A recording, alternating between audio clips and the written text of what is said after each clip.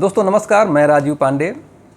अभी हाल में assistant professor Hindi की जो परीक्षा 17 अप्रैल को संपन्न हुई, उसमें बहुत सारे विवादित प्रश्न हैं जिसको लेकर सभी लोगों के मन में ऊहापोह बना हुआ है कि कुल कितने विवादित प्रश्न हैं, किन प्रश्नों पर आपत्ति की जाए, प्रमाण कहाँ से दिए जाए। इसी संबंध में मैं कुछ प्रश्नों के बारे में प्रमाण सहित बात करने जा रहा हूँ। मैं लगभग 5-6 प्रश्नों की बात करूँगा जिसका प्रमाण मैंने जुटाया है। सबसे पहले जीएस का प्रश्न है।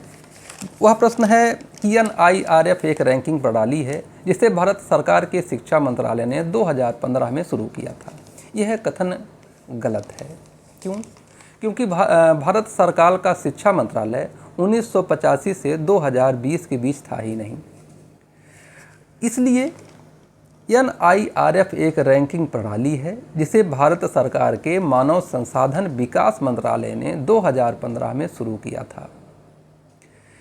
यह इसका प्रमाण है शिक्षा मंत्रालय की वेबसाइट, जिसमें NIRF जब आप खोलेंगे तो वहाँ पर विस्तृत रूप से लिखा हुआ है कि NIRF एक रैंकिंग प्रणाली है जिसकी शुरुआत भारत सरकार के मानव संसाधन विकास मंत्रालय ने 2015 में शुरू किया था। मेरे हिसाब से यह अभिकथन गलत होना चाहिए, कारण सही होना चाहिए।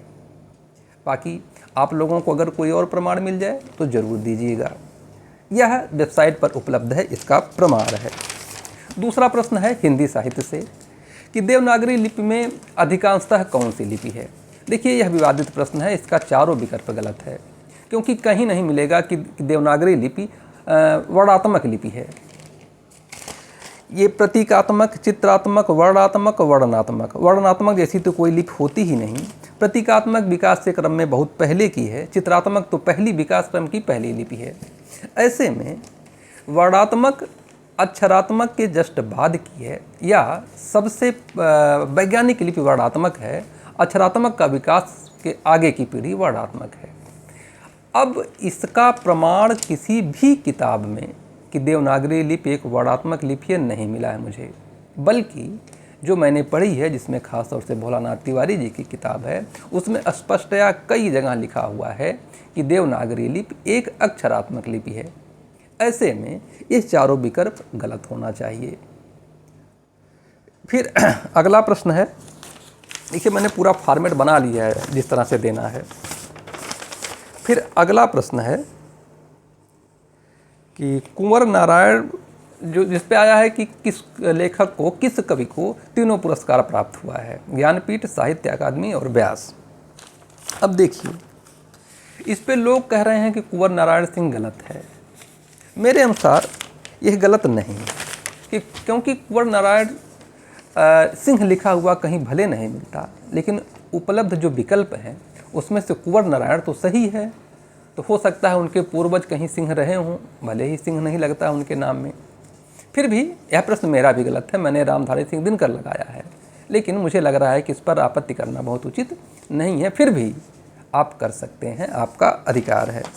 अगला प्रश्न है कि बीसल देव रासो या इसमें से कौन शुद्ध प्रेम काव्य है। आयोग ने माना है कीर्तिलता, जबकि कीर्तिलता एक प्रशस्ति है और बीसल देव रासो एक प्रेम कहानी है। यह चाहे रामचंद्र शुक्ल में देखिए, चाहे नगेंद्र में देखिए, या और किसी भी साहित्य इतिहास की पुस्तक में देखेंगे तो आपको पता चल जाएगा कि यह प्रेम कहानी है। तो इसका प्रमाण की बहुत ज़्यादा ज़रूरत नहीं है। मैंने आचार्य शुक्ल से भी और नगेंद्र से भी इसके प्रमाण जुटाए हैं। फिर अगला है कि इसमें से जो दिया हुआ बंगले के पीछे लगा पेड़ गिर गया, यह इसमें कौन सा पदबंध है। अब देखिए, मैंने जब इसे ढूंढा पहले इंटरनेट पर, तो वहाँ पर एक किताब दिख रही है जिसमें इतना अंडरलाइन किया हुआ है कि बंगले के पीछे लगा, बस इतना अंडरलाइन है कि बंगले के पीछे लगा। जब इतना ही पूछा जाए कि बंगले के पीछे लगा, तो यह विशेषण पदबंध है, इसमें कोई दो राय नहीं। लेकिन जब अंडरलाइन नहीं किया गया है, वाक्य पूरा खुला हुआ है, तब जो सेंटेंस बना, वाक्य बना, वह बंगले के पीछे लगा पेड़, अब इसके बाद गिर गया। तो जब संज्ञा पद इस वाक्यांश में सम्मिलित हो जाएगा तो यह पूरा बंगले के पीछे लगा पेड़ संज्ञा पदबंध हो जाएगा। और हमारे समझ से यही सही उत्तर है। इसका विकल्प होना चाहिए संज्ञा पदबंध है। इसका अगर प्रमाण आपको चाहिए तो डॉक्टर वासुदेव नंदन प्रसाद में इस तरह के कई उदाहरण हैं, मैं उसी का प्रमाण देने जा रहा हूँ। अगला प्रश्न है कि हिंदी अपभ्रंश का व्यास किसे कहा जाता है। देखिए, अपभ्रंश का व्यास बहुत लोगों ने पुष्पदंत को माना है और आयोग तो मान ही लिया है, लेकिन अगर किसी के पास कहीं से प्रमाण मिल जाए कि अपभ्रंश का वेदव्यास पुष्पदंत को कहा जाता है तो कृपया निवेदन है कि मुझे ज़रूर बताइएगा। मुझे जो मिला है वो ऋठडेम चर्यु, जिसके संपादक हैं देवेंद्र कुमार जैन, उसकी भूमिका में स्पष्ट लिखा हुआ है कि राम काव्य अर्थात राम काव्य लिखने के कारण इनको हिंदी का वाल्मीकि कहा जाता है तथा कृष्ण काव्य, जिसे ऋठडेम चर्यु कहा गया है, ऋठडेम चर्यु जो कृष्ण चरित है लिखने के कारण इनको व्यास कहा जाता है। कुल मिलाकर अपभ्रंश का वाल्मीकि और व्यास दोनों स्वयंभू हैं। इसका प्रमाण है ऋठडेम चर्यु की भूमिका, जिसके संपादक हैं देवेंद्र कुमार जैन। अगर कहीं पर भी मिले कि व्यास पुष्पदंत को कहा जाता है तो कृपया बताने की कृपा करिएगा। फिर अगला प्रश्न है कि सीकरी का अर्थ क्या है। संतन को कहा सीकरी सो काम, आवत जात पनहियाँ टूटी बिसर गयो हरिनाम। सीकरी का अर्थ आयोग ने धन माना है। अगर सीकरी का अर्थ धन है तो संतन को कहा सीकरी सो काम, आवत जात पनहियाँ टूटी बिसर गयो हरिनाम। तो आते जाते जो उनकी पनही अर्थात चप्पल टूटी, वो कहाँ आते जाते टूटी।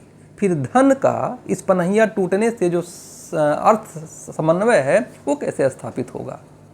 निश्चित रूप से कहीं जाने पर ही पनहिया टूटेगी या थकावट आएगी। धन प्राप्त करने में चप्पल टूटने का कैसा सिंक्रोनाइजेशन है। इसलिए इसका अर्थ फतेहपुर सीकरी ही है।